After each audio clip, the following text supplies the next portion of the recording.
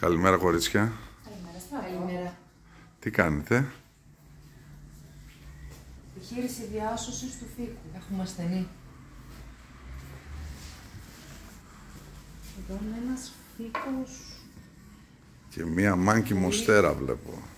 Πολύ φαθός. Έχει ακολουθηθεί μια παλιά μέθοδος που βάζουν σκουριασμένα καρφιά για απορρόφηση σιδήρου, το οποίο είναι κάτι ξεπερασμένο. Το χώμα που χρησιμοποιήθηκε εξ αρχής, την πρώτη μεταφύτευσή του εδώ στην πύλη με τη γλάστρα, είναι χώμα που αντενδείκνυται για τέτοιες καταστάσεις. Είναι δηλαδή μόνο χωραφίσου, όπως λέμε, χώμα.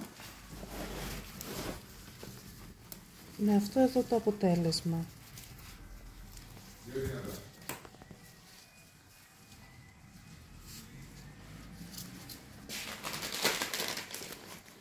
Το φυτό